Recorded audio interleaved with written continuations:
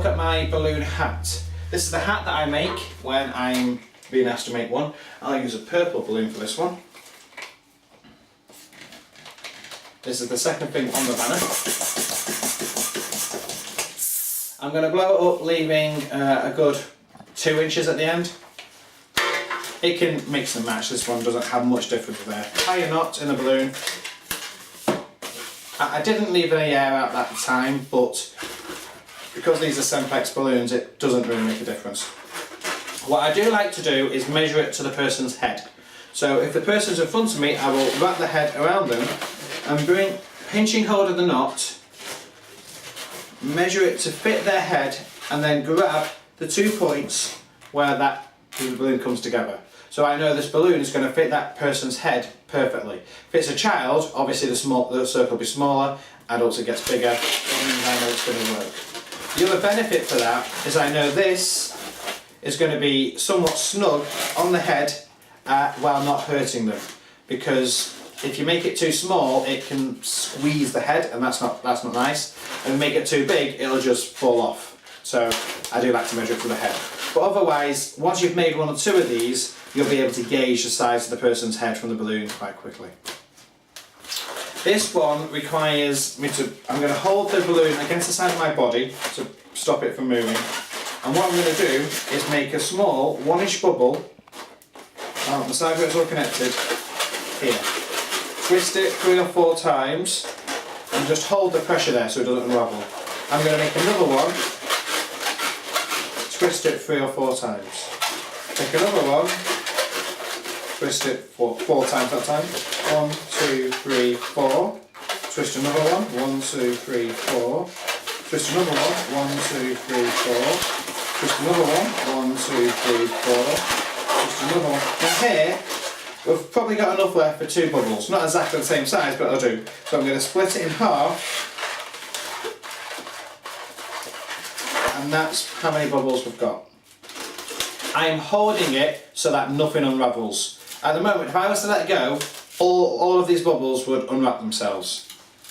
I'm going to take the gap where my finger is and place it next to the opposite end of the balloon, the opposite end of the circle. And I'm going to wrap the bubble around so that it locks. And it pushes itself into the balloon, actually separating the circle in 2. But I go around a couple of times, and that's the basis for the hat. This can now go on my head, and I've got a balloon hat.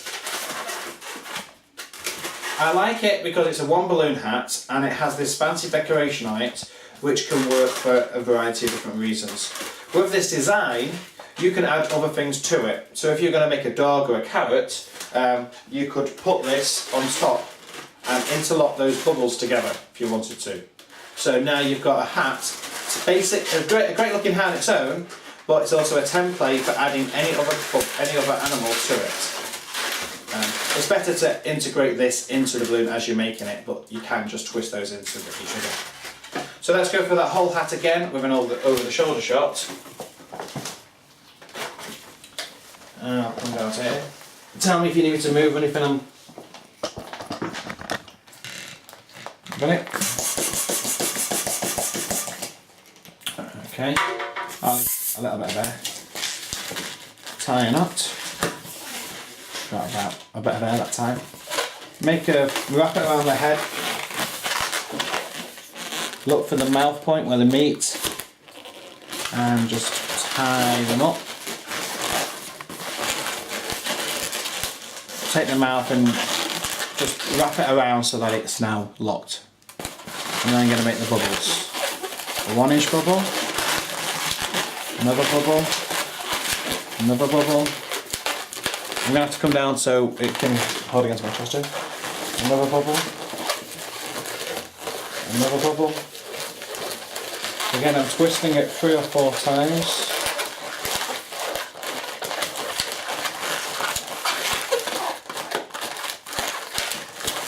And then take this last bubble, find the balloon and squeeze it around. The main thing about that is confidence. If you hesitate, The friction you're going to cause by going too slowly will cause it to pop. If you just do it, it will work. Don't hesitate in the slightest, and you'll be able to mess those together. And there you have